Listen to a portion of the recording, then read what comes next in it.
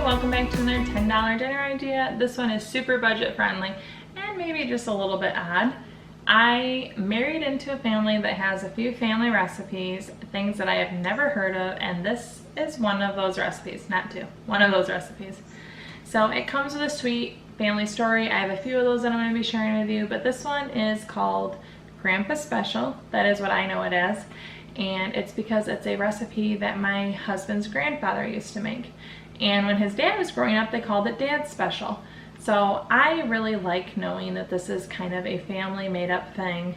My father-in-law doesn't really know if his dad made it up or not, but he just knows that it's something his dad made. I've never really seen it before, and it seems very much like a man-made meal to me, so I think Grandpa came up with it.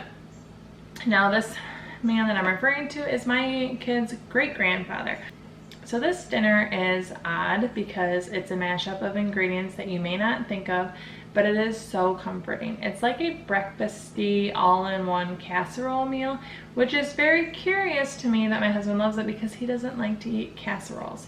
But I am honored to share this recipe with you because our grandpa, and I do mean our because ever since I joined this family when I was 16 years old, my husband's entire family has just welcomed me, and I loved visiting his grandparents among everyone else, but his grandparents just were so welcoming. We had so much fun at their house every time we visited. My kids loved going there, and sadly within the last year both of his grandparents on that side of the family did pass away, so it's an honor to be able to share with you guys one of their recipes. But this meal is just something you can whip together. It is kind of a mishmash of ingredients, but it's really yummy, and I hope that you love it.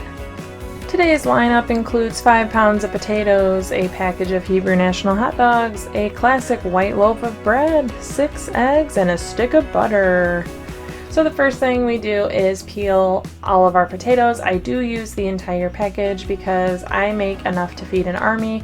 Not only does my family really devour this meal, but the leftovers are really good actually as a breakfast, so I just skillet heat them and the next day they come out really crispy when I use leftovers. So I am just peeling my potatoes directly over the trash. That is the easiest way to do it. And if you saw me rocking out, I was listening to Lauren Daigle. So any other Lauren Daigle fans out there, I love listening to her music when I cook. It's just so uplifting, and it makes a fun process, since I like cooking, even more fun for me. I've now moved on to the hot dogs. I just make these little circles. I use the entire package because especially my son will hunt through Grandpa Special to find all of the hot dogs, and I need to make sure there's enough. So I like to get an entire package done. I just kind of store them in a bowl until I'm ready to use them. If you do have smaller kids, you will probably not want to use the entire circle, maybe chop them in half because it is a choking hazard, but we have thankfully moved on from that. My son is almost 3 and can handle the circles now. And here is the most fun part, because who doesn't love using a food processor? I shred my own potatoes. You could use a mandolin slicer. My food processor just makes the process very, very quick. So I found that I can take an entire 5-pound bag of potatoes and really squeeze it into my food processor. It's probably around a 6-quart, I'm not sure. But I have half of my stick of butter to start with. I just slowly add more throughout the process, and I am adding the entire package of potatoes. That is a lot of potatoes. They will cook down. And I love to take a pasta spoon. I don't know what the technical term for that is, but it's my favorite to scramble eggs with, to get the potatoes around, and it just really kind of grabs and moves your stuff. So you can see my potatoes been sitting here a while. You can see a little bit of char, but I do this low and slow. This dinner doesn't come together super quick, but it is super easy. And you just let the potatoes take their time to cook. I have a very large skillet here. It's like a cross between a wok and a skillet, but it is a very, very large skillet. And I just am moving the butter around, getting it to melt, scraping up the bottom. You don't want it to get too stuck on there. The scraped burned part, I don't know what to actually call it, is actually pretty good to get in there. It gives some texture because these potatoes do tend to mush a little bit because there's so much of them. There's not enough for it all to touch a surface. But that adds to the meal. That's what it needs to be. You can just hear it sizzle in there a bit. And I add in all the hot dogs.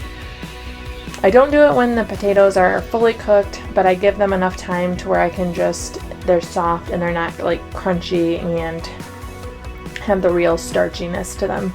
So I add in the hot dogs well before I add the eggs. And again, it's just kind of watching it. There is no right or wrong. I don't have a timer set. It's not 10 minutes and then you add this, and 5 minutes and you do this. I salt and pepper them. I'm really generous with the pepper and more sparing with the salt because of my personal taste preferences, and my family is big fans of pepper, but you can really do this how you would normally do your hash browns or any type of a breakfast skillet. I would use the same proportions of salt and pepper.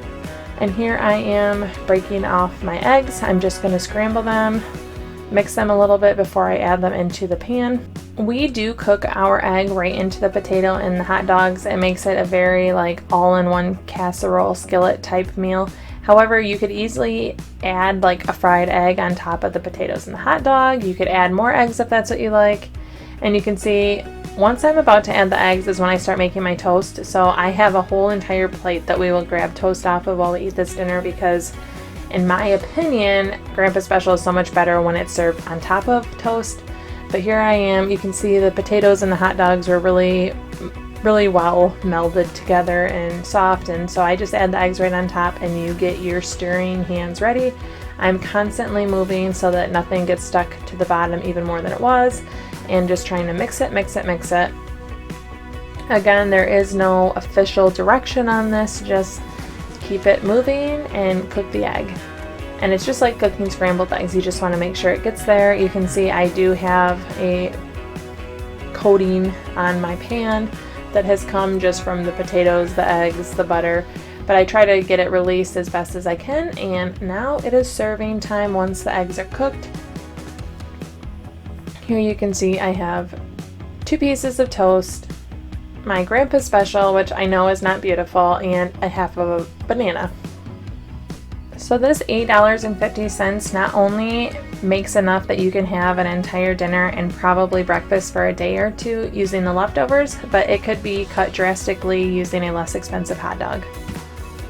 This is one of those meals that I sit down in front of and it's like a vacuum gets attached to my mouth and I just suck it all up because it's good and it's so comforting, and I love warm casserole meals. So Grandpa Special hits the mark for comfort, delicious, filling meals, and under $10. I personally love to eat it on a piece of toast. I think it makes it complete. I know it's like carb overload, but some days you need to overload on carbs. I really recommend you have it with a glass of orange juice. It just completes the breakfast feel, but it's so comforting. Everyone in my family likes this. The only change that I have to make is one of my daughters who doesn't eat meat and also doesn't like eggs. I just make her shredded potatoes, but that has nothing to do with this recipe. That has to do with kids. Also, I try to do a joke on all my $10 dinners, and it was pointed out to me recently that one of them was missing a joke, so I can't let that ever happen again. This is for you. How much does a grandpa weigh? Just a little bit more than a gram. Now, isn't that way too funny? I am a huge pun person. Pun and corny jokes are just, it runs thick through my veins, that kind of humor. So thanks for bearing with me. I would be super tickled if one of you tried this meal and come back to me and let me know how it is. It is super yummy, and I know that it doesn't look good. I know it looks like plop on a plate, but I got over that hurdle the first time I saw it and I thought, what in the world?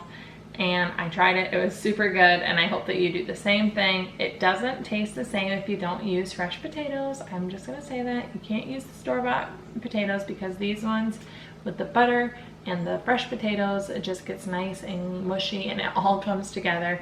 And I promise, I know mushy and stuck together aren't words that you use to describe delicious meals, but this is delicious.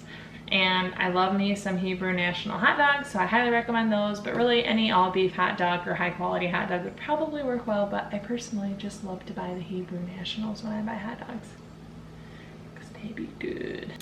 And again, I just want to share that I'm very honored to share this recipe and to share a little bit about my husband's grandpa. He was a wonderful man and he is missed. But we have the joy of thinking of him at the very least every single time we make this dinner.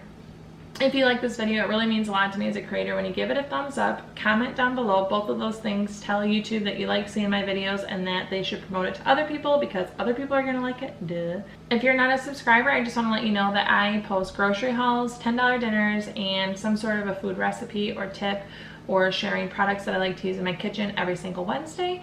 And I go live on Fridays. The lives are really relaxed. They usually don't have much of an agenda. I just answer questions if anyone has them, chit chat with people that like to watch my videos, and share with you a preview of what might be coming the next week.